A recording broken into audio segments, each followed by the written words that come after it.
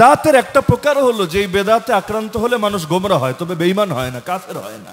আরবিতে বলে বিদআতুন মুদাল্লিলাহ আও বিদআতুন মুফাসসিকা। যেই প্রকার বেদাতের দ্বারা মানুষ গোমরা তো হয়, তবে কাফের বেঈমান হয় না। আর কাফের বেঈমান না হলে চিরস্থায়ী জাহান্নামী হবে না। কিন্তু আরেক প্রকার বেদাত হলো বিদআতুন মুকাফফিরা। যেই প্রকার বেদাতে যদি কেউ লিপ্ত হয়, ঈমানদারি আর থাকে না, বেঈমান হয়ে যায়, চিরস্থায়ী জাহান্নামের উপযুক্ত হয়ে যায়। তো এই প্রকার বেদাত নিয়ে সবচেয়ে বেশি টেনশন কাজ করে। কেন জানেন? নাস্তিকরা যতই চেষ্টা করুক, আমার বিবেক বলে, আপনারা আমার সাথে একমত হতেও পারেন, দ্বিমত করতে পারেন, নাস্তিকরা যতই চেষ্টা করুক, বাংলার জমিনে ওরা ওদের মিশন অন্তত আমাদের এবং আমাদের পরবর্তী প্রজন্মে সফল করতে পারবে বলে আমার মনে হয় না।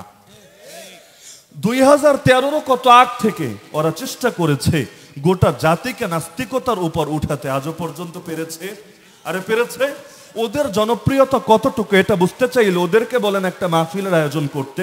মাহফিল মানে ওদের সভা, যেখানে নাস্তিকতার সবক দেওয়া হবে, নাস্তিকতার দাওয়াত দেওয়া হবে। এরপর আপনারা আর একটা মাহফিল করেন, টাকা পয়সা নয়তো নাই, একেবারে খোলা মাঠে কোনো রকম একটা মাইকটা ব্যবস্থা করে হুজুররাও বলবেন হুজুর কিছু দিতে পারবো না, আসেন শুধু ইমানের কথাটা বলে যান, প্রয়োজনে আপনার ভাড়া আপনি দেন, কারণ সামর্থ্য নাই, কিন্তু নাস্তিকতার মোকাবেলা করা লাগবে। আমি চ্যালেঞ্জ দিয়ে বলতে পারি, ওই এক ময়দান দেখেই আপনারা বুঝে ফেলতে পারবেন বাংলাদেশে নাস্তিকদের জনপ্রিয়তা কতটুকু আছে।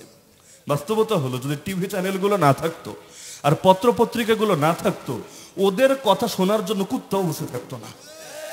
ওরা দুইভাবে এখন মানুষকে কথা খাওয়ায়। এক নম্বর হলো বিভিন্ন টিভি চ্যানেল, বিভিন্ন এই ফেসবুক পেজ, ইউটিউব অথবা পত্রপত্রিকা, এগুলোর ভেতর দিয়ে এখন মানুষ এগুলো এমনিও দেখে অমনিও দেখে।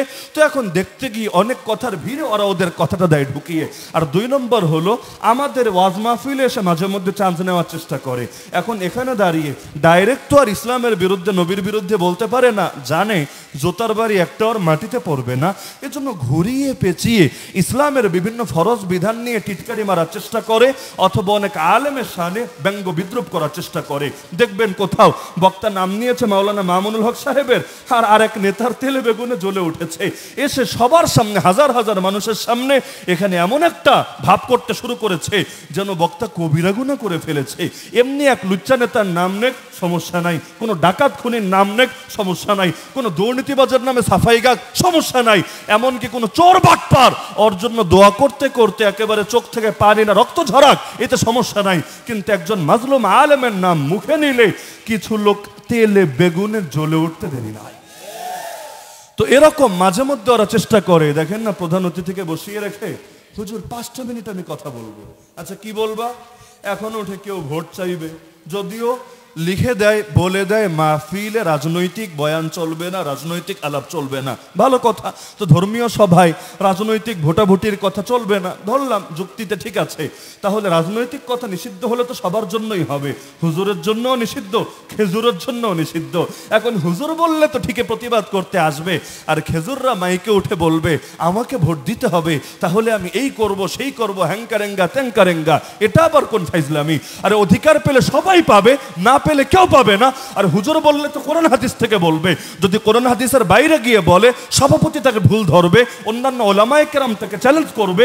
কিন্তু খেজুররা বলার সময় ওদের তো আর কোনো তাল গোল নাই, ওরা তো আর কোনো মূলনীতি মেনে বলবে না। তাহলে এটা আবার কোন ধরনের অধিকার যে হুজুরের মুখের স্বাধীনতা কেড়ে নেওয়া হবে আর খেজুররা এসে বড় বড় ডায়লগ মারবে?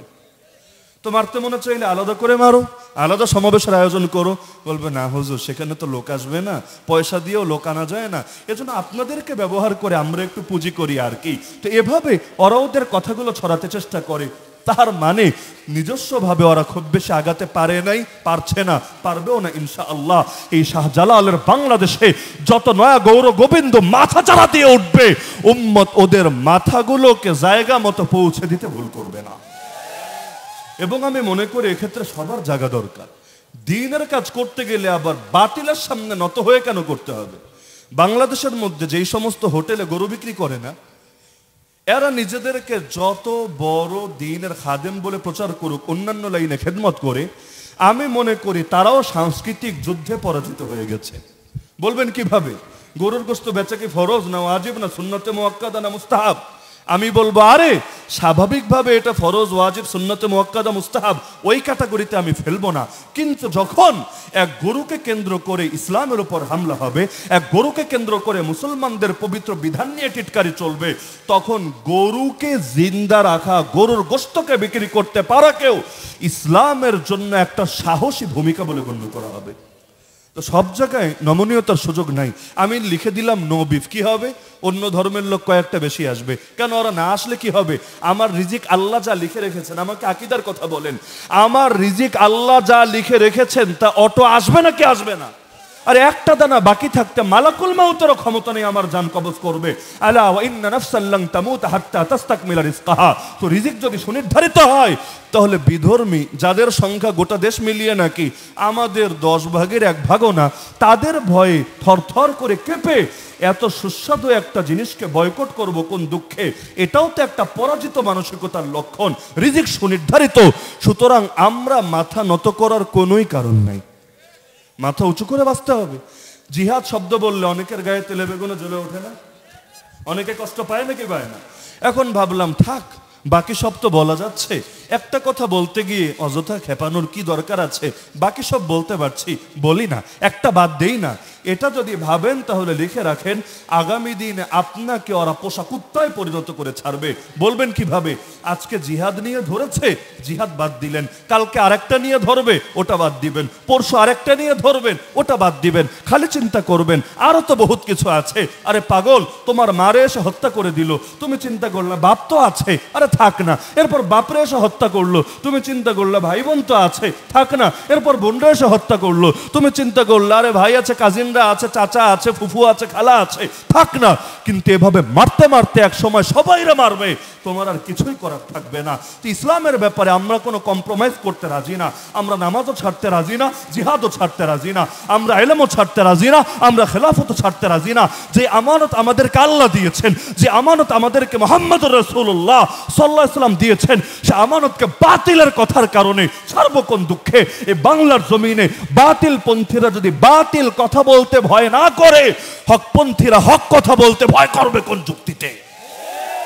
ওদের সাথে আল্লাহ নাই, তারপরও ওরা ওদের কথাগুলো বলতে দ্বিধা করে না।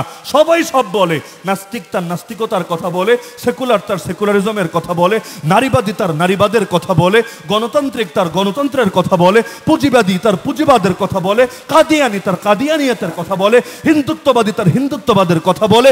প্রত্যেকে যদি তাদের কথা বলে, তাহলে আমরা হকের সৈনিক হয়ে আমাদের কথাগুলো চেপে রাখবো কোন দুঃখে? আমাদের সাথে আল্লাহ আছে নাকি নাই?